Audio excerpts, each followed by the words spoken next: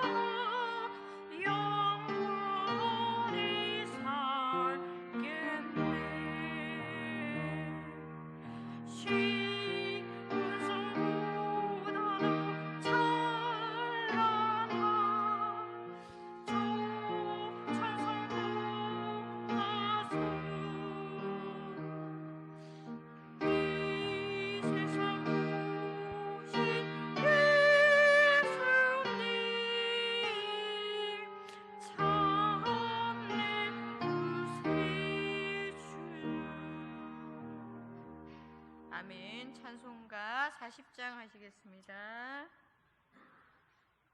40장입니다.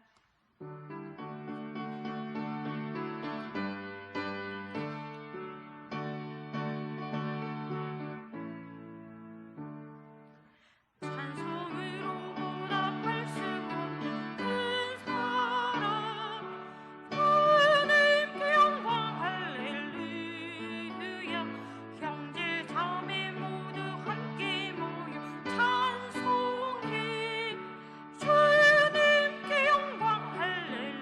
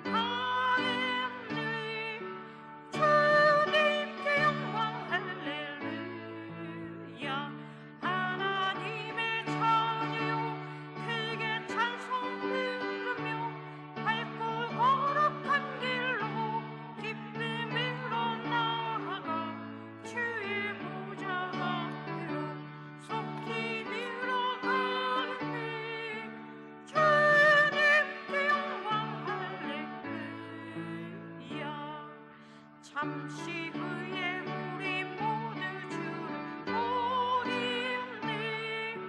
주님께 영광 할렐루야. 영광스러운 보좌 위에 거하신 주, 주님께 영광 할렐루야. 하나님의 자녀 크게 찬송 부르며 밝고 거룩한 길로 기쁨으로 나아가 주의 보좌 앞으로 속히 들어가겠네. 주님께 영광 할렐루야. 잠시 후에 우리 모두 주를 보겠네. 주님께 영광 할렐루야. 영광스러운 보좌 위에 거하시네. 주님께 영광 할렐루야. 하나님의 자녀여 크게 찬송 부르며 밝고 거룩한 길로 기쁨으로 나아가 주의 보좌 앞으로 속히 들어가겠네. 주님께 영광. 만국 백성 천국에서 소리 높여서 주님께 영광 할렐루야. 영원토록 주의 공로 찬양하겠네. 주님께 영광 할렐루야. 하나님의 자녀여 크게 찬송 부르며 밝고 거룩한 길로 기쁨으로 나아가 주의 보좌 앞으로 속히 들어가겠네. 주님께 영광 할렐루야. 아멘. 기도하시겠습니다.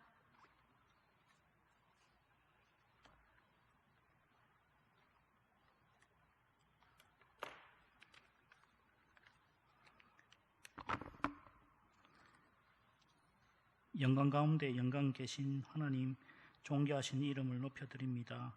이 시간에 함께 모인 모든 성도들이 전심으로 주를 찬송하고 영원토록 주님의 이름에 영광을 돌립니다. 여호와는 모든 나라보다 높으시며 주님의 영광은 하늘보다 높으십니다. 불쌍히 여기시고 긍휼을 베푸시는 하나님, 오늘도 목사님을 세워주심에 감사드립니다. 연약한 영혼을 위해 생명의 말씀을 준비하게 하셨사오니 정말로 감사합니다. 목사님의 입술을 통해 말씀이 전해지실 때 저희 심령이 새롭게 하는 하나님의 말씀만 선포되기를 원합니다. 만물의 주님이신 하나님, 아버지께서 다스리는 시간 속에서 저희를 지켜주심을 감사드립니다. 날마다 좋은 것들로 저희를 만족하게 하시니 그 은혜를 새롭게 기억합니다. 그 은혜로 보살펴 주심의 찬양으로 영광을 드립니다. 이날에 하나님을 사랑하는 저희를 불러주셨으니 오직 주님을 기쁘시게 해드리는 예배의 모임이 되게 하옵소서. 주님의 피로 얻은 구원의 선물을 잘 간직하고 하나님의 나라의 상급을 바라보면서 흔들리지 않는 굳건함으로 살게 하옵소서. 예수님 이름으로 기도를 드립니다. 아멘.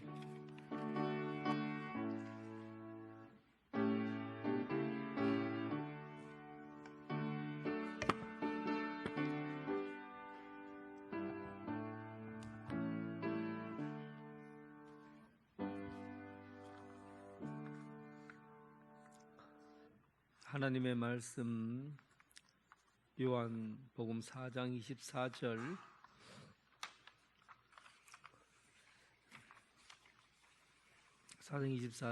같이 읽겠습니다. 하나님은 영이시니 예배하는 자가 영과 진리로 예배할지니라. 아멘. 여러분들은 신앙생활을 오랫동안 해오셨기 때문에 하나님에 대해서는 아주 잘 아시리라 믿어 의심치 않습니다. 아마 여러분들은 하나님은 어떤 분인가 하면은 아마 여러 가지 얘기를 하실 거예요.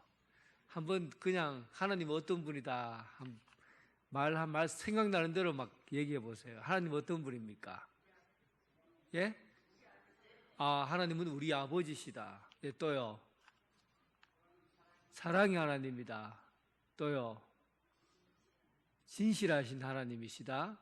예, 계속 해보세요. 예? 뭔 하나님? 자비로우신 하나님이시다. 예, 또요. 창조주 하나님이시다. 그리고요. 공의 하나님이시다.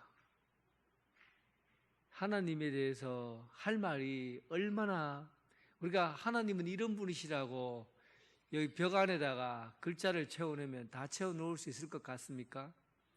다 채워놓지 못합니다. 하나님에 대해서 얼마나 많은 이야기를 할 수 있을까? 아마 우리가 상상하는 것보다도 훨씬 더 하나님은 크신 분이고, 또 우리가 생각하는 것보다 훨씬 더 광대하신 분이기 때문에 하나님에 대해서 우리 말로 다 표현할 수 없을 겁니다. 그래서 일단은 우리가 하나님에 대해서 많이 알기 때문에 또 한편으로는 너무 많이 안다고 생각하기 때문에 모른다라고 말할 수도 있어요. 그러니까 안다고 하는데 모른다라고 말하는 것은, 예를 들면 하나님은 불변하신 하나님이라고 하는데, 불변하시다는 하나님은 어떤 의미의 하나님이신지, 또 하나님은 무소부재하신 하나님인데 그 무소부재한 하나님은 과연 나에게 어떤 영향을 미치는지, 이런 것들을 알아야 하나님이 어떤 하나님인지 고백할 수가 있는 거거든요. 그래서 하나님은 많이 아는 것 같지만은 실제로 얘기하다 보면 하나님에 대해서 정리가 안 된 부분이 많이 있습니다. 그걸 어떨 때 가장 많이 드러나냐면 여러분 기도할 때예요. 기도할 때 하나님의 이름을 부르잖아요. 예를 들면 사랑의 하나님 아버지라고 불렀어요. 그러면 그 기도의 내용은 어떤 내용으로 차야 됩니까? 일단 하나님이 사랑의 하나님이시라는 그 내용이 그 속에 들어가야 되잖아요. 사랑의 하나님 아버지 해놔놓고는 교육부서가 어떻고 청년회가 어떻고 이런 얘기만 잔뜩 해요. 왜 불렀어요? 그러니까 하나님의 이름을 부르고 그 내용에 대해서는 전혀 관심이 없는 거죠. 그래서 기도하는 걸 보면 우리가 하나님에 대해서 잘 알고 있는 것 같은데, 그런데도 불구하고 우리는 하나님의 이름대로 생각하고 판단하지 못할 때가 많아요. 그래서 그 성경에 보면 하나님께서 자신의 이름을 알려주시면서 그 이름에 대한 걸맞은 행동을 해요. 그래서 하나님은 치료의 하나님이시다, 라파 하나님. 또 하나님께서는 전능하신 하나님이시다 하고 사건을 통해서 하나님의 모습들을 드러내 보여준 거거든요. 그래서 하나님은 이런 분이다라고 경험상 알게 된 겁니다. 자, 그러면 이제는 모든 생각을 싹 지워버리고 이제 처음부터 하나님이 우리에게 나타내 보여주시는 것들을 이제 생각해 보면서 하나님에 대해서 이제 다시 아무것도 모른다 생각하고 찾아가 보도록 하겠습니다. 먼저 이 역사적으로 신은 어떤 존재인가에 대해서 역사가 얘기하는 신들에 대한 이야기가 있어요. 먼저 이런 신관을 갖고 있는 가장 오래된 신관이기도 해요. 가장 오래된 역사를 가지고 있고, 그리고 세계 어디서나 가지고 있는 이 신관인데, 오늘 내용 중에서 에미니즘이라고 되어 있어요. 에미니즘은 모든 세계의 자연 만물이나 이런 것들은 전부 신이라고 보는 거예요. 그러니까 나무, 오래된 나무 한 1000년만 되면 와, 저거 나무는 영험하다. 저 나무 밑에 가면은 나무 밑에 가서 소원을 빌면 다 이루어진다. 이런 생각을 하고 막 되게 무섭게 생긴 바위 같은 데 딱 가면 저 바위 저거 생긴 거 보니까 분명히 아들 낳게 하는 바위다. 그래서 그 밑에서 1000일기도 100일기도 드리고 그러잖아요. 모든 것에는 신이 있는 거죠. 그래서 이런 특히 뭐 해나 달과 별 그리고 바위, 강, 바다 뭐 이런 것들에 대해서 가장 원시적인 신관을 갖고 있는 거죠. 원시적인 신관. 한국의 불교 있잖아요. 불교도 보면 불교는 원래 무속신앙이 개입하면 안 되거든요. 그런데 절에 가면 항상 칠성당 같은 것이 절 안에다가 있어요. 그 절 불교 안에 무속신앙이 들어온 거죠. 그러니까 모든 종교에는 이 무속적인 신앙들이 막 암암리에 들어온 데가 많이 있어요. 그래서 우리도 조심해야 될 상황이긴 합니다. 어쨌든 이 무속신앙은 가장 오래된 것이면서도 사람들이 생각할 때 모든 것에는 다 신이 있다고 보는 신앙이에요. 그리고 다신론은 좀 다릅니다. 다신론은 신이 많다하는 거거든요. 그런데 이것은 인간의 그 욕구가 사실은 많이 작용한 거예요. 그러니까 바다에 가보니까 막 폭풍 치고 막 이러니까 바다에 가보니까 이 바다를 이기려고 하면 분명히 바다에서 있는 바다를 다스리는 신이 있을 거다 생각을 한 거죠. 그리고 전쟁터에 나가서 싸우다 보면 전쟁터에서 이기고 싶잖아요. 그러면 어떤 생각이 들어요? 전쟁의 신이 있는 게 아닌가. 그래서 싸움을 나갈 때마다 이기게 하는 전쟁의 신이 있었으면 좋겠다. 그리고 결혼 못하고 평생을 살다 보니까 이 사랑의 신이라고 있으면 좋겠어. 그래서 사랑의 신인 데 가서 기도하면 내가 사랑할 수 있지 않겠나, 결혼할 수 있지 않겠나.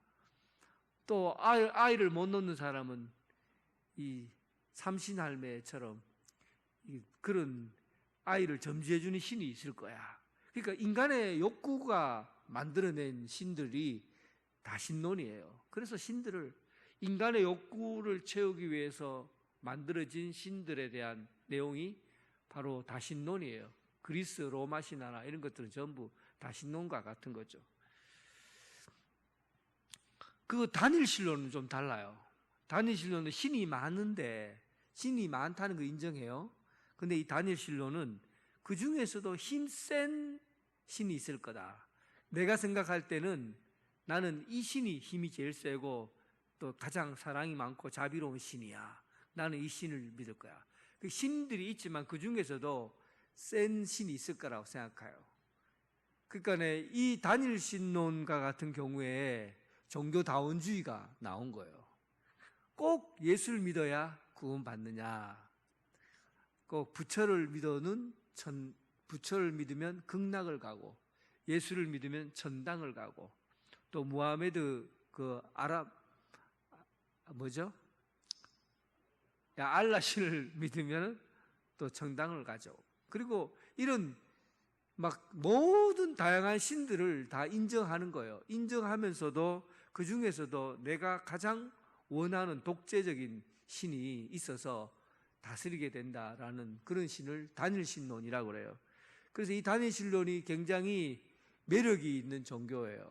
왜냐하면 어떤 신을 믿어도 천국 가니까, 내가 생각할 때 이 신이 가장 힘이 좋은 신이야, 가장 사랑이 많은 신이야, 자비로운 신이야, 그러면 내가 섬기는 신을 통해서 또 그가 만들어 놓은 세계로 갈 수 있으니까 굉장히 매력적이죠. 아무 신이나 믿어도 돼요.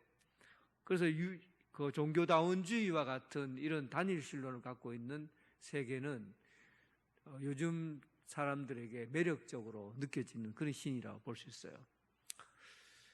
이런 단일 신론이나 또 신이 많다고 하는 것이나 이런 것들은 전부 다 어디서 온 거냐면, 또 무속신앙도 마찬가지지만 인간의 마음에서 출발한 거죠. 인간의 내가 생각할 때 이런 신이 있었으면 좋겠다. 내가 바라는 신들을 사실은 내 생각이나 내 필요에 의해서, 인간의 필요에 의해서 만들어진 거예요. 결국은 신이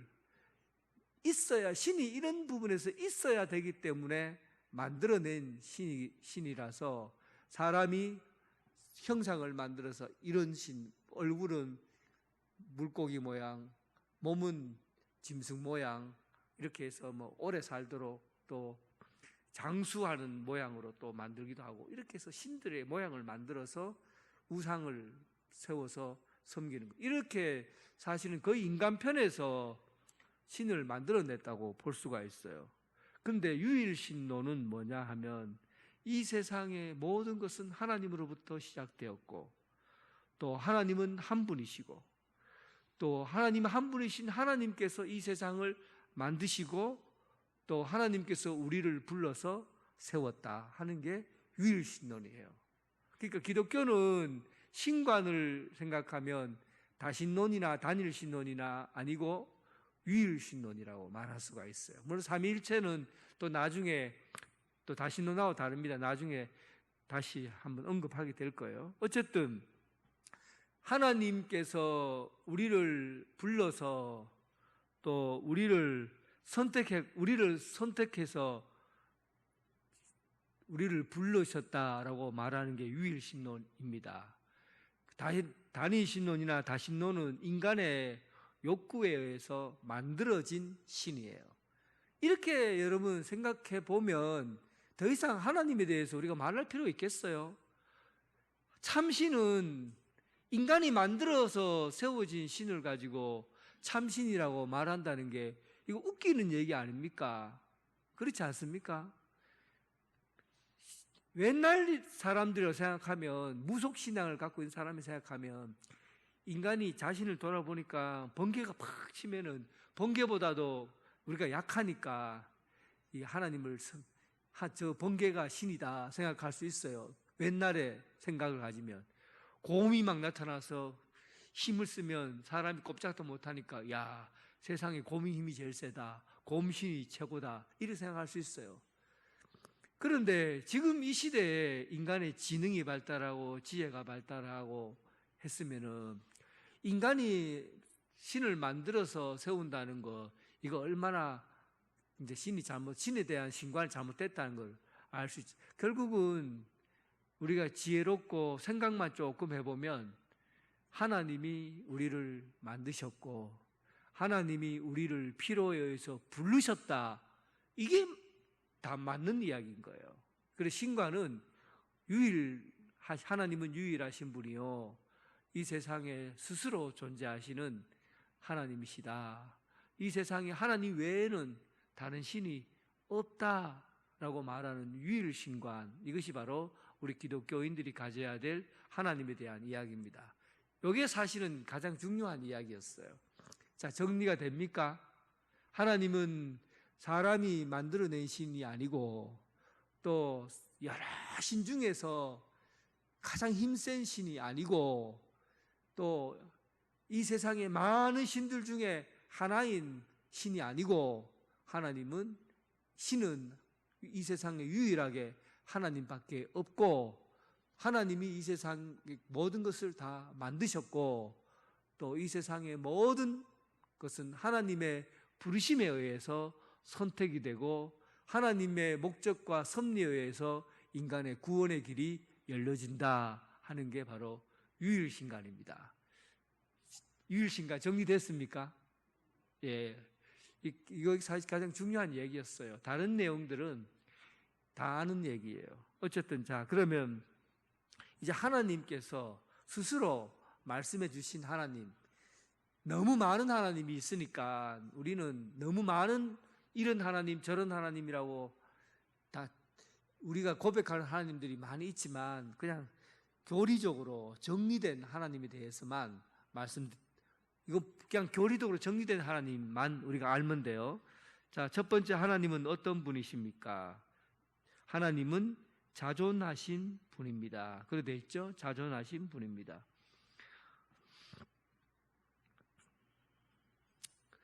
모세가 하나님 당신의 이름을 알려주십시오 라고 말하니까 I am that I am, 나는 스스로 나는 나다라는 말은 여러 가지 의미가 있는데 나는 스스로 있는 자다 이렇게 번역을 했어요. 이 스스로 있는 자를 인간과 비교해 보면 딱 답을 찾기가 쉽습니다. 사람은 스스로 태어날 수 있습니까? 사람은 의존적이에요. 하나님은 의존적이질 않아요. 사람은 절대적으로 의존적이에요. 하나님은 스스로 있는 분이에요. 스스로 있는다는 것과 반대의 이야기가 뭐냐면 의존하고 있다라는 거거든요. 그래서 사람을 생각해 보면 하나님을 더 잘 알 수 있어요. 내가 여러분 여기에 태어난 것은 내 혼자 싹 이렇게 태어났습니까? 아니면 아버지, 엄마에 의해서 여기에 있습니까? 아버지, 엄마를 의존해서 내가 여기에 있는 거죠. 여러분 중에서 부모를 통하지 않고 여기에 있는 분, 한 분이라도 있으면 내가 전 재산 다 드리겠습니다.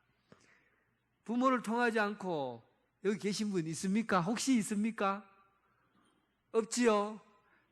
혹시 주무시는 분에게 한번 물어볼게요. 여기 있습니까? 당신이 여기에 있는 그분입니까?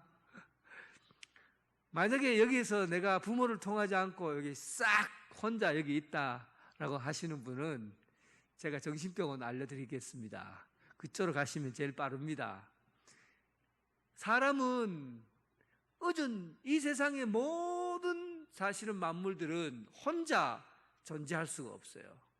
닭이나 개나 뭐 어떤 짐승이라도 해도 여기에 의존 없이 이 자리에 있을 수가 없는, 모든 존재는 전부 다 의존해서 올 수밖에 없어요. 그래서 어떤 시인은 이렇게 말합니다. 하늘의 밀이, 하늘의 그 벼가 자라기까지에 천지 만물이 다 움직였다. 우주 만물이 다 움직여서 한여름에 번개도, 그리고 또 태양도, 비도, 땅 속에 있는 거름들, 벌레들, 물, 이런 모든 것들이 다 움직여서 하늘의 밀이 자라난다는 거죠. 그러니까 하늘의 밀이 자라는데 온 천지 만물이 다 작용해서 움직여야만이 밀 한 톨이, 보리 한 톨이 자라나는 거죠. 세상에 있는 모든 존재라는 것은 스스로 있는 존재는 존재하지 않습니다. 다 의존해서 있는 게 이게 피조물이에요. 그런데 의존하지 않고 스스로 존재하는 분이 딱 한 분이 계신데 그분이 바로 하나님이시라는 거예요. 하나님은 스스로 존재하는 거예요. 그래서 옛날에 철학자들이 하나님은 어디서 왔나? 제1 원자가 뭔가? 불이다. 그리고 물이다. 또 돌이다. 뭐 이런 얘기를 했어요. 어떤 원자다. 그런 거죠. 이 말은 뭐냐면 하나님을 찾기 위해서 자기들 나름대로 상상해 본 거예요. 이 세상을 다 없애버리면 이 세상을 만드는 어떤 게 나오지 않겠냐. 다 없애보면, 야, 돌은 이거 남지 않겠나. 전부 다 없애면 나 흙으로 돌아간다고 하니까 돌은 이게 존재하지 않겠나. 그래서 이 세상을 창조한 이는 돌이다. 그렇게 본 거예요. 아니다. 막 다 해보면 그 돌을 터뜨리는 불이 처음에. 그래서 이 세상을 만든 거는 불이다.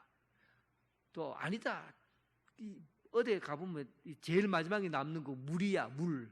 이 세상의 근원은 물이다. 그래서 신을 가장 궁극적으로 남아있는 그 원자, 제일 처음 시작했던 거기서 이 신을 찾으려고 했어요. 그러니까 인간이 못 찾지요. 어떻게 신은 스스로 있는 존재예요. 어디서 나오거나 유출되거나 어디서 유출되거나 어디서 이제 만들어지거나 아니면 누군가에게 탄생에 의해서 존재하는 게 아니라고요. 하나님은 자존하시 스스로 있는 분이에요. 그냥 그 말 그대로예요. 스스로 있는 분이에요. 그래서 하나님을 얘기할 때 가장 먼저 알아야 될 게 뭐냐 하면 하나님은 스스로 있는 분이다. 여기에서 하나님은 창조주 하나님이시다는 게 이게 여기가 말이 되는 거죠. 하나님 외에는 이 세상을 창조하실 분이 없어요. 스스로 있는 분은 하나님밖에 없기 때문에 이 세상에 있는 모든 것은 하나님으로부터 창조되고 나오고 만들어진 거게 된 거죠. 하나님은 창조 하나님이다 이런 말을 할 필요도 없어요. 하나님은 스스로 있는 분이다 라는 그 안에 모든 것이 다 담겨져 있습니다. 모든 것은 하나님으로부터 왔고 하나님으로부터 시작되었고 하나님으로부터 온 것이죠. 하나님 이전에 있는 분은 존재하지 않습니다. 스스로 있는 분이니까. 또 두 번째 하나님을 얘기할 때 우리는 하나님은 이 성경에서 말하는 거예요. 하나님은 영이시다. 하나님은 영이시다. 지금 사마리아 여인이 예수님하고 질문할 때 그런 얘기를 했어요. 이제 예수님을 찾아온 사마리아 여인이 가장 궁금했던 게 있었죠. 자기들은 예배를 드릴 때 어디서 예배 드리냐? 그리심산에서 예배를 드리냐? 아니면 어느 산에서 예배를 야고비의 우물 곁에 있는 그 산에서 예배를 드려야 되느냐? 우리는 예배 드리려면 예루살렘 성전과 같은 그런 거룩한 성전이 우리인데는 없는데, 그러면 예루살렘 성전에서 못 오게 하고 막고 길을 막으면 어떻게 우리가 예루살렘 성전에서 예배 드릴 수 있느냐? 우리가 드리는 이 산에서 예배 드리는 게 좋겠냐? 저 산에 이렇게 예배 드리는 게 예수님 앞에 묻잖아요. 그러니까 예수님이 하나님은 영이시다. 이 산에도 말고 저 산에도 말고. 영이 아니면 하나님은 물질이라고 생각, 하나님의 형체가 있는 분이면 어디 갇혀 있어야 되잖아요. 한계가 있잖아요. 이게 물질이면 갇혀 있어야 되잖아요. 공간의 제약을 받고 시간의 제약을 받죠. 그러니까 예루살렘 안에 딱 갇혀 있는 하나님이라고 하면 예루살렘에 가서 예수님 예배를 드려야 되죠. 그런데 하나님은 이 물질이나 갇혀 있는 하나님이 아니라 영이시다. 그래서 어디서나 예배 드려도 하나님을 만난다는 거죠. 이 산에도 말고 저 산에도 말고 어디서나 내가 모인 곳에는 하나님께서 임하시고 임재하시고 거기서 만날 하나님은 영이시다. 이런 얘기를 예수님이 대단한 사람들인데 니고데모와 같이 그때 당시 대단한 뛰어난 사람들 많았잖아요. 그런 아니면은 철학가들도 많았고 뭐 과학자들도 있었을 것이고 똑똑한 사람도 있었을 텐데 사마리아 여인 창녀와 같은 그 여인에게 그 어려운 얘기를 그 여인에게 얘기를 했어요. 그런데 그 여인이 깨닫고 그때 놀라운 일이 일어나잖아요. 하나님은 영이시다. 천지창조 그림 한번 보여주실래요? 이 천지창조 이 그림은 미켈란젤로 부오나로티 미켈란젤로가 그린 그림이에요. 시스티나 성당의 지붕에다가 천정에다가 그 천정에 그림 그릴 때 여러분 이게 그때 당시에 그 누구죠? 그 교황이 와서 우리 성당이 너무 밋밋하니까 여기에 하나님의 임재를 나타낼 수 있는 그 그림을 또 그려달라고 하나님을 나타내는 그 그림을 보여달라고 미켈란젤로에게 부탁을 한 거죠. 그러니까 막 여기 보면 폭 13.2m, 길이 41.2m의 큰 천장에다가 사다리를 타고 올라가갖고 허리가 부러질 정도로 그림을 그리고 마지막 날 그림을 완성할 때는 아무도 이 성당 안에 못 들어오게 하고, 그리고는 혼자 그림을 완성을 해요.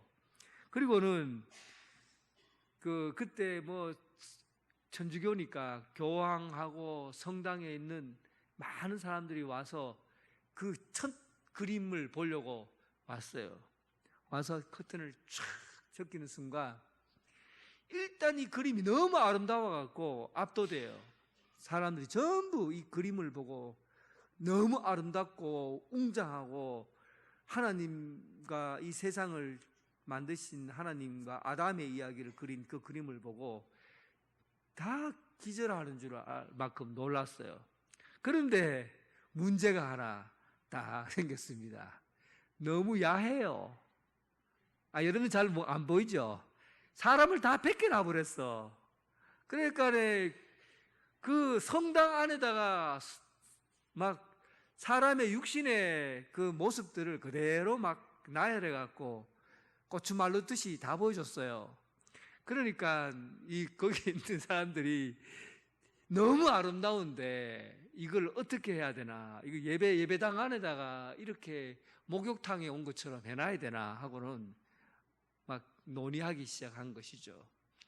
그런데 그때의 이 화가가 미켈란젤로가 사람의 아름다움은 무엇을 걸쳐야 되는 게 아니라 다 벗은 몸이 가장 미적으로 아름답다는 것을 표현한 거예요. 인간의 가장 아름다운, 우리는 이 생각이 많으니까 야하다 생각하지만 예술을 하는 사람은 인간의 이 육체의 아름다움을 그대로 나타내는 것을 가장 아름답다 생각했어요. 그래서 이 인간의 몸이 가장 아름답다 생각했기 때문에 몸에 있는 형체를 그대로 드러내고 그린 것이죠. 그런데 이 그림이 신학적으로 문제가 있습니다. 예술적으로는 가장 뛰어난 작품 중에 하나고 1년에 많은 사람들이 이 그림을 보기 위해서 줄을 서서 성당에 들어와서 보고 가는 그림이에요. 그리고 천국을 본 것처럼 놀라운 감격을 느끼는 그림이지만 심각한 문제가 있어요. 신학적으로 아주 심각한 신론의 문제가 있는 거죠. 여러분들이 이제 여기서 눈을 떠야 돼요. 신론에 문제가 생긴 거예요. 신학적으로. 어떤 문제인지 한번 맞춰보세요. 신론에, 그러니까 여러분들이 신학자라 생각하고 이 그림에서 신론에 어떤 문제가 생깁니까? 그러니까요. 집사님이 신학자예요. 아주 탁월한 신학자입니다. 그거를 발견하게 된 거예요. 개신교 신학자들이 저 그림을 보고 저거는 하나님 논에 대한 문제가 있다, 심각하다. 왜냐? 하나님은 집사님 말씀에 영이신데 영은 형체가 없잖아요. 인간이 하나님의 형체를 만드는 순간에 죄를 짓게 돼요. 그래서 성경에서 그러잖아요. 하나님의 어떤 모양이라도, 형태의 모양이라도 산에 있는 산짐승의 모양이든지 물속에 있는 물고기의 모양이든지 어떤 형태의 모양이라도 하나님의 모습을, 형상을 만들지 말라. 그럼 우상숭배라. 하나님 외에 다른 신을 섬기게 되는 우상숭배로 가는 지름길이다. 그러지 말하잖아요. 하나님은 영이시라는 것은 우리가 말하는 이 육체나 이런 것에 하나님께서는 규정되지 않는다는 거예요. 인간이 말하는 이 몸의 형상을 만들어서 표현을 저렇게 했지만은 실제로 저거는 잘못된 표현이라는 거죠. 하나님은 인간의 육체적 감각으로는 결코 알 수 있는 그런 분이 아니에요. 요한이 그렇게 말해. 하나님을 본 사람도 없고, 바울이 디모데에게 보낸 편지에서 영원하신 왕 곧 썩지 아니하고 보이지 아니하고 홀로 하나이신 하나님께, 하나님을 보인다고 하고 또 하나님은 어떤 형체가 있다고 하고 하나님은 어떤 형상으로 대체하려고 하는 그런 모든 것들은 하나님에 대한 잘못된 이해에 있는 겁니다. 신관이 잘못된 거, 틀린 것이죠. 그래서 우리는 이런 유혹을 많이 경험하지요. 캐톨릭에서 가장 문제가 된 게 성상 숭배잖아요. 성상 숭배. 너무 하나님에 대해서 자세하게 표현하려고 하니까 신에 대한 예수님을 또 십자가나 예수님이나 이런 것들을 예수님도 자꾸 그림으로 나타내려고 하니까 나중에 사람들이 숭배를 할 때 이 형상을 가지고 기도를 하고 뭐 마리아 동상에서 피눈물이 났다 그래갖고 마리아 동상에 가갖고 기도하면 병이 낫는다 이런 형태로 막 신앙이 발전하게 되는 거예요. 캐톨릭의 가장 심각했던 문제가 종교개혁 이전의 문제가 이 성상숭배 문제가 가장 심각했어요. 그 형상이 하나님은 영이시다라고 개념을 잡고 하나님과의 관계를 가져야 되는데 하나님에 대한 것을 자꾸 만들려고 하는 욕심이나 인간은 눈에 보이는 걸 통해서 가지려고 하거든요. 이런 신관이 오히려 그 종교가 타락하게 되는 그런 심각한 문제를 불러일으키게 됩니다. 어쨌든 그런 문제가 일어났어요. 그리고 세 번째, 이제 우리가 하나님의 본성에 많은 것이 있지만 마지막 특성인 하나님의 인격성에 대해 우리가 도달했어요. 하나님의 인격성. 저는 하나님에 대해서 말할 때 이 부분이 하나님과 우리와 관계를 갖게 하는 이 접촉점이라고 생각해요. 하나님은 사실은 인격이라고 표현하기에는 너무 크신 분이죠. 하나님을 인격으로 표현한다는 게. 그런데 그냥 표현 방식이 없어서 그냥 인격성이다라고 표현한 겁니다. 하나님은 인격을 초월하시는 분인데 인격성이라고 말하기는 그래요. 그러나 그냥 우리가 인격성이라고 하면 이런 거죠. 우리가 생각하는 감정과 지성과 의지와 뭐 내가 뭔가를 결정하거나 뭐 이런 거 할 때 교감할 수 있는, 대화할 수 있는, 교감하고 대화하고 나눌 수 있는 그런 관계를 인격성이라고 그럽니다. 쉽게 얘기하면 돼요. 마이크 요거 성능 괜찮아요? 딱 말하면 여러분 귀에 싹싹 들리도록 그런 성능을 가지고 있어요. 괜찮아요? 근데 마이크하고 내하고 지금 대화가 인격적인 만남이 됩니까? 마이크랑 나랑 인격적으로 대화하고 있는 거예요? 그런 겁니까? 아니죠. 이거는 그냥 지 역할을 할 뿐이지 인격적인 게 아니에요. 이거는 그냥 사물에 불과한 거죠. 나랑 교감하죠. 내가 얘기하면 네가 마이크가 네 목소리 괜찮네. 변 목사니 참 사람 성격 좋아 보인다. 이 말 못 하잖아요. 교감이 안 되잖아요. 일방적으로 뭔가를 요구하고 할 수는 있지만 이게 물체일 뿐이지 이거는 어떤 기능을 가진 물체일 뿐이지 인격적이라고 말할 수 없어요. 그럼 요 예쁜 이 풀은 참 초록색 내 눈을 시원하게 해주고 내 감정에 설레이기도 하고 괜찮아요. 인격적입니까? 내 감정이 설레이는데 인격적이에요? 나는 일방적으로 교감하지만 얘가 뭔가를 선택하고 말하고 할 수 있는 게 안 되죠. 인격적이지 않아요. 그래서 하나님은 이게 인격적이라고 했다는 이것이 하나님과 우리와의 교제나 만남을 가능하도록 하는 그런 하나님의 성품이 있는 거죠. 그래서 우리는 하나님과의 만남은 하나님과 만날 수 있도록, 그러니까 하나님과 교제할 수 있도록 나눌 수 있고 기도할 수 있는 그런 것은 하나님의 인격적인 부분 때문에 가능한 거죠. 우리가 우리의 마음을 아시는 하나님, 우리의 아픔을 아시는 하나님, 우리의 고통을 아시는 하나님, 우리의 슬픔을 아시는 인격적인 하나님이기 때문에 내 마음을 다 알아서 듣고 그리고 이제 그 해결해 주시는 그런 하나님을 우리는 만나고, 그래서 하나님은 인격적이라고 하는 거예요. 하나님이 인격적이기 때문에 강제적으로 뭔가를 이루려고 하질 않아요. 예를 들면 우리는 이런 얘기를 많이 하잖아요. 하나님께서 아담하고 하와를 만들어 놓고는 그냥 에덴 동산에서 잘 살도록 내버려 두면 되지. 그리고 선악과도 만들지 말고 선악과 싹 뽑아버리고 독한 농약 쳐갖고 싹 죽여버리고 그냥 그 좋은 것들만 놔두게 하고 나쁜 말 못하게 하고 또 나쁜 거 선택하는 거 이런 거 없고 절대 착한 인간으로만 하나님 말하면은 말한 대로만 딱 살도록 로봇처럼 말만 하면 말한 대로 움직이도록 그렇게 만들면 되지. 왜 하나님께서 그렇게 죄를 짓도록 만들고 욕심 부리도록 만들고 잘못된 거 선택하도록 만들어 갖고 이 세상을 이 지경으로 만들어 놨나? 우리 이렇게 얘기하잖아요. 근데 하나님은 인격적이셔요. 하나님이 막 강제적으로 사람의 마음을 빼앗아가고 내가 만들었다고 하지만 강제적으로 나에게 순종해라, 순종을 막 억지로 순종하게 하고 믿게 하고 또 꼭 이길만은 가게 하고 이렇게 하시는 분이 아니라는 거죠.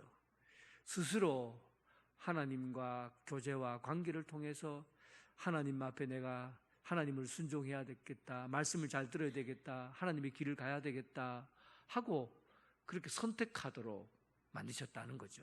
그게 하나님의 인격적인 분이시라는 겁니다. 우리 인간 하나님의 하나님은 인간을 통제하기 위해서 만드시고 모든 자율권과 선택권과 이런 것을 다 없애버리고 하나님이 원하신 방식대로 일방적으로 산에 나무를 만드시고 그냥 짐승을 만들듯이 그렇게 인간을 만들지 않았다는 거죠. 하나님은 인격적인 하나님이시기 때문에.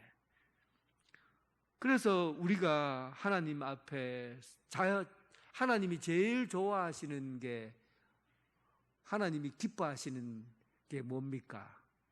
자발적으로 드리는 마음. 자발적으로 드리는 마음.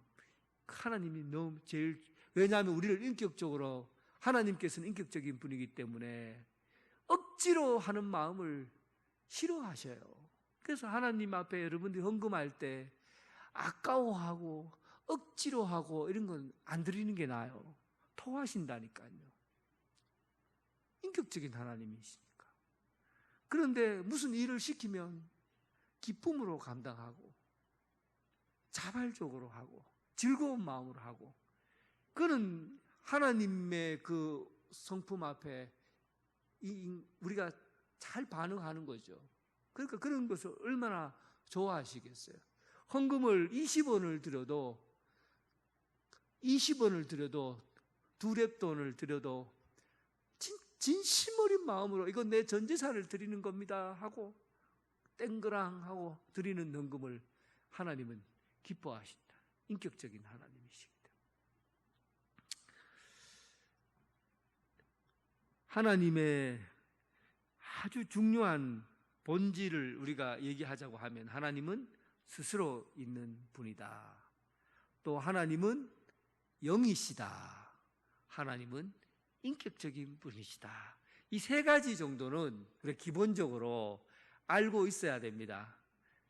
이제 여러분 요 하나님에 대해서 정리됐습니까? 그러니까 내가 오늘 이제 여러분들이 신론에 문제가 있는지 보면 알아요. 자, 오늘 내가 헌금한다. 마음에 아까운 마음이 들어요. 교회에서 식당 봉사 시켰어요. 그 식당 봉사하러 가야 되는데, 또 오늘 또 설거지 해야 되는데, 나 이제 교회 안 갈란다. 이런 마음이 들어요. 그것은 여러분 하나님 앞에 드리는 자발적인 봉사, 헌신과 거리가 먼 거죠. 하나님을 잘 몰라서 그런 거죠. 하나님은 우리가 자발적으로 진심으로 하시기를 원하시는데 우리는 하나님을 그냥 무서운 하나님으로 생각하고 그냥 귀찮으면 안 하고 싶으면 하려고 하면 막 무서운 마음을 가지고 억지로 하고 그런 하나님을 하나님에 대해서 우리가 잘 모르기 때문에 이런 일들이 일어난 거죠. 그래서 하나님을 제대로 알면 우리 행동이나 또 삶에 살아가는 이 삶의 결정들이 아주 분명해지고 선명해질 수 있어요. 하나님을 알자. 깊이 있게 알자. 하나님을 대해서 이렇게 정리할 수 있기를 바랍니다. 자, 그리고 이제 우리가 이제 전체적으로 보면 하나님의 이제 속성에 대해서 마지막으로 정리를 하게 될 텐데요.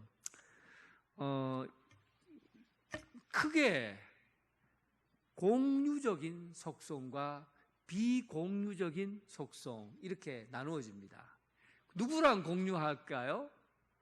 누구랑 공유하니까 공유적인 속성이라고 그래요. 사람의 성격과 공유할 수 있는 하나님의 사람과 공유할 수 있는 공유된 성격이 있고 공유된 하나님의 품성이 있을 수 있고 하나님의 성격이 있을 수도 있고 하여튼 공유된 것이 있을 수 있고 절대 인간과 공유할 수 없는 것들이 있다는 거예요. 그러니까 사실은 여기 나온 거는 전부는 아닙니다. 부분적인 거지만 그 정도 알면 돼요. 하나님과 사람과의 관계에서는 공유할 수 있는 것이 있고 또 공유할 수 없는 게 있는 거죠. 예를 들면 하나님이 사람을 만들 때 하나님의 형상대로 만드셨다고 그랬잖아요. 그러니까 하나님의 형상대로 만든 사람에게는 하나님의 것들이 우리 안에 많이 남아 있는 거예요. 예를 들면 하나님은 사랑이시다 하는 마음이 우리가 사람을 사랑할 때 하나님은 이런 분이구나 하는 걸 알게 되죠. 공유된 게. 우리가 하나님 앞에 죄를 멀리하고 또 죄를 멀리한다는 거, 거룩하다는 것은 죄를 멀리한다는 거잖아요. 죄를 멀리하고 거룩한 길을 가게 되면 하나님은 거룩하신 분이구나. 내가 가지고 있는 죄가 하나님께 부딪히면 아이고 내가 죽겠구나. 날 살려주세요. 나는 죄인입니다. 어찌해야 되겠습니까? 하고 그렇게 하나님 앞에 고백하게 되는 거죠. 그러니까 인간의 거룩함이 하나님의 거룩함을 닮았기 때문에 그래서 인간의 거룩함, 하나님의 거룩함이 공유되는 거죠. 하나님의 사랑과 또 인간의 사랑, 인간이 가지고 있는 사랑, 하나님의 사랑, 이게 다 공유되는 것이죠. 지식도 마찬가지죠. 지혜도 마찬가지죠. 하나님을 더 깊이 알려고 하는 생각들, 이런 것들을 통해서 하나님을 더 알아가죠. 지식도 공유. 그 공의와 같은 것도 마찬가지죠. 옳은 일을 하려고 하는 거. 내가 무슨 일을 하면 이건 잘못됐다, 그런 일이다, 판단하고 옳은 일을 결정하고 이런 것을 자꾸 하려고 하는 것은 하나님이 공의로우신 분이기 때문에 저울추를 가지고 있는 공의로우신 분이기 때문에 우리가 그런 성격을 갖고 있는 겁니다.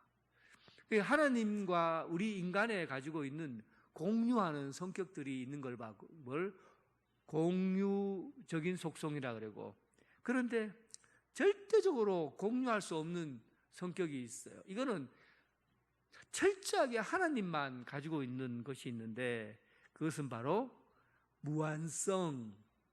무한이라는 것은 한이 없다. 영원하다는 것은 하나님에게 있는 거죠. 무한하다는 것.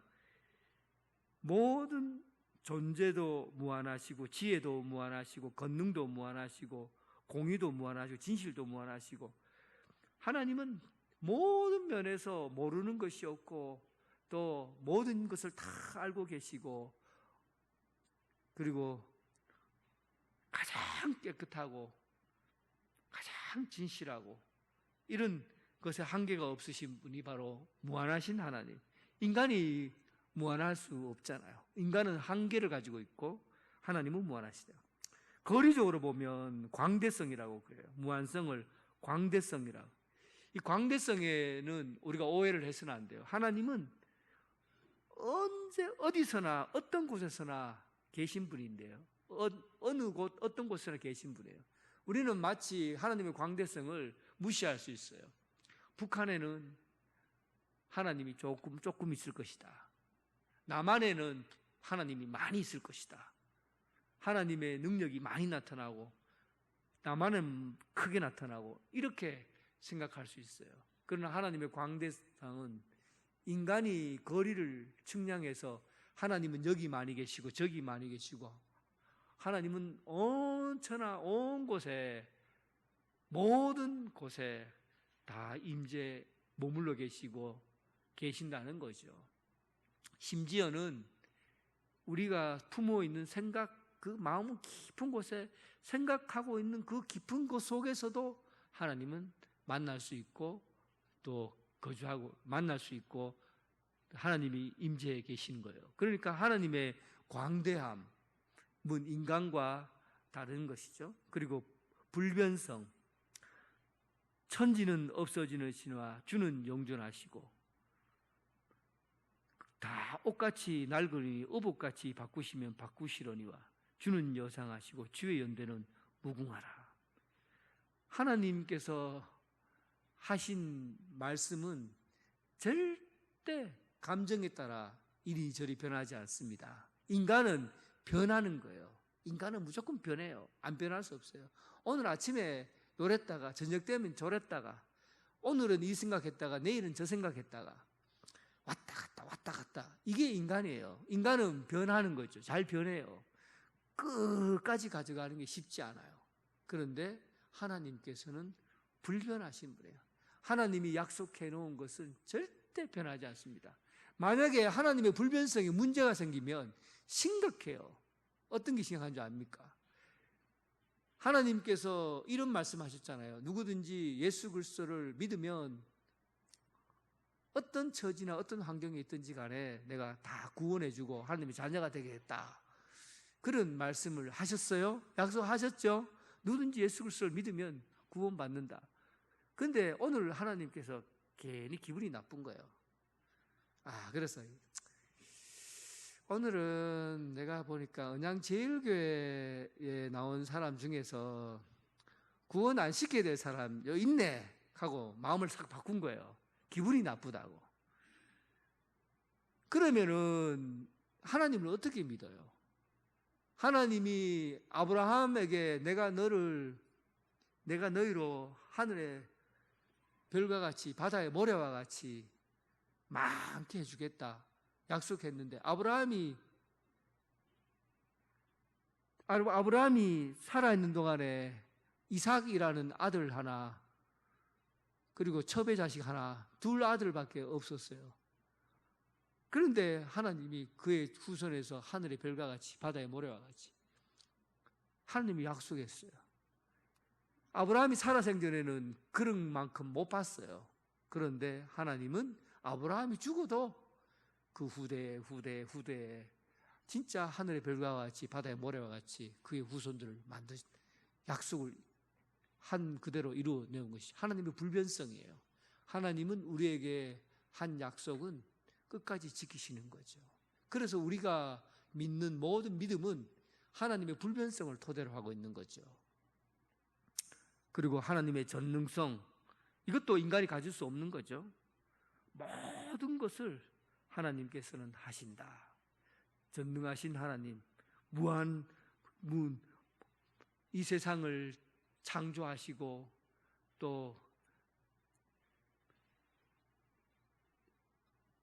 하나님이 말씀 한마디면 이 세상을 창조하시고 또 하나님께서 한번 발하시면 이 산과 저 산이 다 바뀔 수 있는 그런 무한한 힘을 갖고 계신 하나님, 또 전능하신 하나님, 이 땅에 하늘의 별을 다 떨어뜨려서 한 번에 다 멸망시키고 없애버릴 수도 있는 하나님, 이런 하나님의 전능하신 하나님에 대해서 우리가 가질 수 없고 하나님만이 가진 성품이십니다. 하나님의 불변성, 전능성, 무한성, 이거는 우리가 공유할 수 없는 속성이고 우리가 공유할 수 있는 속성은 거룩함, 공의, 선하심과 사랑, 이런 인간에 가지고 있는 품성들은 하나님과 공유할 수 있는 성격입니다. 그래서 우리가 생각할 때 하나님을 생각하면 나를 넘어서는 부분에서 하나님은 이런 분이다 생각할 수 있고, 또 내 안에 있는 성품을 보면서 하나님에 대해서 우리는 떠올릴 수가 있는 거죠. 공유된 성성, 비공유성. 이제 또 자세한 내용들의 세부적인 것은 또 다음 기회에 또 자세하게 말씀드리도록 하겠습니다. 큰 틀에서만 정리해 놓으시면 될 것 같아요. 하나님은 스스로 존재하시는 분이다. 하나님은 영이시다. 하나님은 인격적인 분이시다. 또 공유적 속성은 하나님은 변하지 않는다. 무한하신 분이다. 하나님은 불변하시는 분이다. 불변성. 하나님은 전능하신 하나님이시다. 그리고 우리와 공유하는 것, 거룩함, 공의, 선하심과 사랑, 이런 것들이 하나님에게 있는 속성이고 하나님에게 있는 성품이시다. 이 정도만 해놔도 하나님에 대해서 여러분들 교리적으로는 아무 문제 없이 헤쳐나갈 수 있으라고 생각합니다. 되겠죠? 예, 여러분 잘 들으셨어요. 고생하셨고 집에 가셔서 이거 내용, 이거 내가 왜 이런지 다른지 모르겠어요. 이거 다 정리하는데 설교만 하면 편하거든요. 이 정리하는데 너무 힘들어요. 제가 이거 막 며칠 동안 책을 여러 권 보면서 정리를 하기 때문에 힘들어요. 그래서 이거 왜 이런 얘기 하지만 버리지 말라고요. 집에 가서 착착착 모아놓고 교재로 쓰시라고 그런 얘기하는 겁니다. 내가 너무 힘들게 만들고 있으니까 좀 그렇게, 이제 저는 무한성이 없어요. 자꾸 변해요. 어떨 때는 여러분들 버리면 화가 나거든요. 감정적으로 인간이니까. 그러니까 여러분 변함없이 하나님의 말씀 듣고 잘 정리할 수 있기를 바랍니다. 기도하겠습니다. 하나님 아버지 감사합니다. 하나님이 이런 사랑의 하나님이시고 또 인자와 긍휼이 풍성한 하나님이시고, 하나님은 영이셔서 어디서나 어떤 곳에서나 만날 수 있는 분이시고, 하나님의 말씀은 변함이 없으셔서 우리에게 약속하신 구원의 계획과 섭리, 작정과 예정은 변함없이 유지되고 있다는 것을 믿습니다. 하나님의 놀라운 사랑과 그 크신 은혜를 생각하며 하나님을 더 깊이 사랑하고 더 깊이 만나는 시간 성도들 되게 하여 주옵소서. 예수님 이름으로 기도드립니다. 아멘.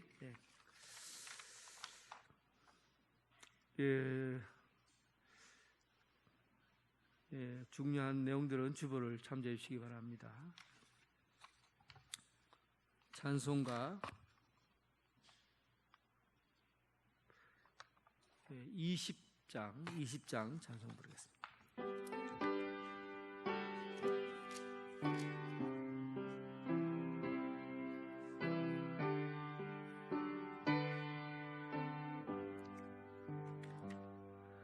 큰 영광 중에 계신 주 나 찬송합니다.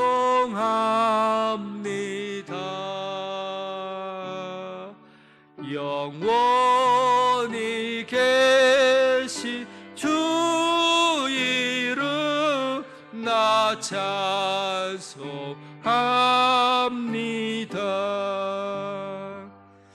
한없이 크신 능력을 나 찬송합니다.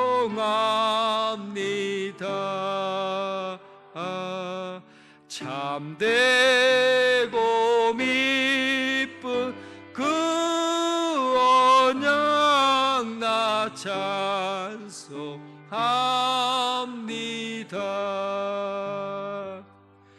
온 천지 창조하시던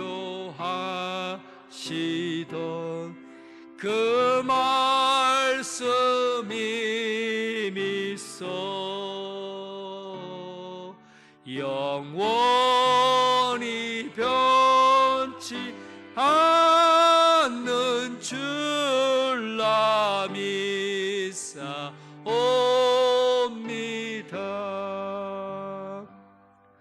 그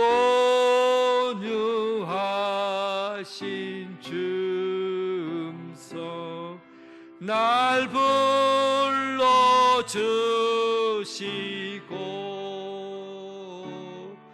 그 품에 품어 주시니 나 찬송합니다.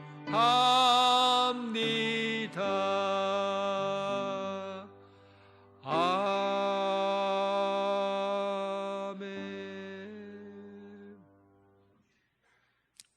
이제는 주 예수 그리스도의 은혜와 하나님 아버지의 극진하신 사랑과 성령님의 교통 감화 역사하심이 참 하나님이 누구신지, 하나님은 어떤 분이신지 하나님을 깊이 알고 믿고 사랑하며 섬기며 살기를 원하는 오늘 이 자리에 함께한 성도들과 각 가정에서 예배드리는 성도들을 위해 지금부터 영원토록 함께 하시기를 간절히 축원하옵나이다. 아멘.